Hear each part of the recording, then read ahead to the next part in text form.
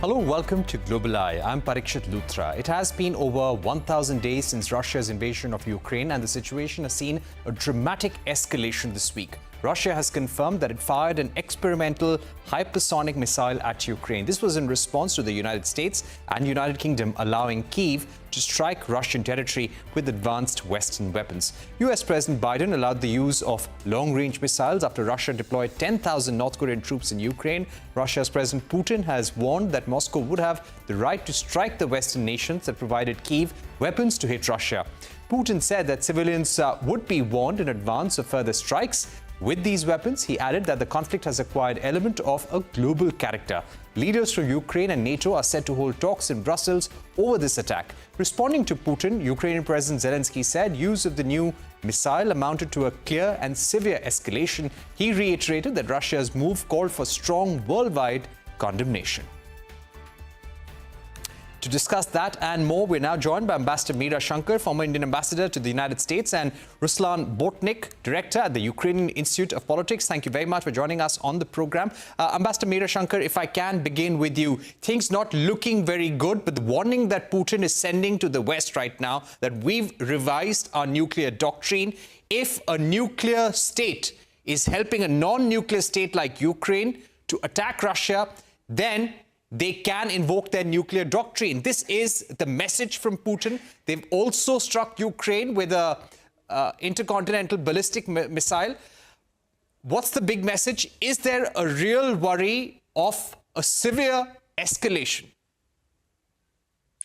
Look, I think that this reduces the nuclear threshold.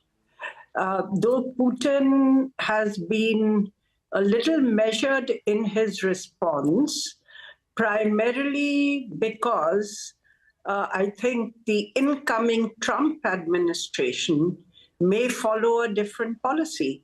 You know, many leaders close to President Trump have condemned the decision by the outgoing president, Joe Biden, to allow Ukraine to use longer-range missiles supplied by US, and then this has been followed by a similar decision by UK and France to strike territory inside Russia.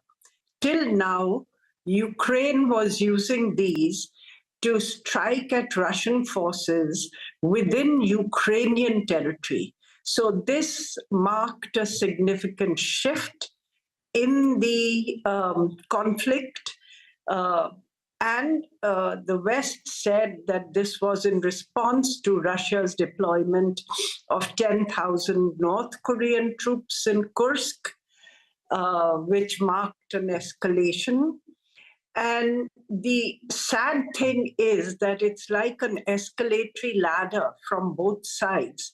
And while I'm sure that neither side wants to really trigger a very sharp escalation and increase the danger of a nuclear exchange, you know, this kind of escalatory, counter-escalatory steps on both sides can lead to an inadvertent, exchange. So I think it's dangerous for both the countries concerned. It's dangerous for the world.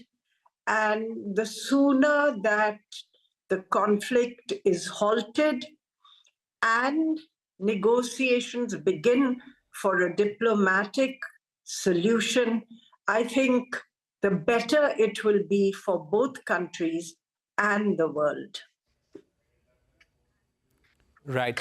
Ruslan, if I were to get you in at this stage, Ukraine has been seeking permission from the West, from UK and the United States to use these long-range missiles against Russia. Do you feel this gives Ukraine greater leverage in any negotiation? Because the big worry and what everyone is talking about is hopefully this will not trigger off World War III. Hello, colleagues. I don't know, but I think this new escalation will make the real negotiation process closer than it was before. Like Caribbean crisis in 16th last century, this crisis, this rocket crisis, this real threat of possible use of nuclear weapon against Ukraine. Maybe will faster the behind the curtains, behind the scenes process will which leading to the possible Putin-Trump negotiation, Trump-Zelensky negotiation. Nowadays, Ukraine has a significant risk that Ukraine can lose Western support after the elections in the United States, and only escalation, a new escalation with a deeper involvement in this conflict. Ukrainian Western allies gives Ukraine more chances to balance the situation in the front line, which is very bad for Ukraine now, because Russia is continuing her offensive operation, and Russia is successful in it, unfortunately, in Donbass. But Russian counter-reaction of Ukrainian use of long-range weapon showed us few signals. The first signal is Russia is ready to use nuclear weapon against Ukraine. And the second signal is a signal special for Trump.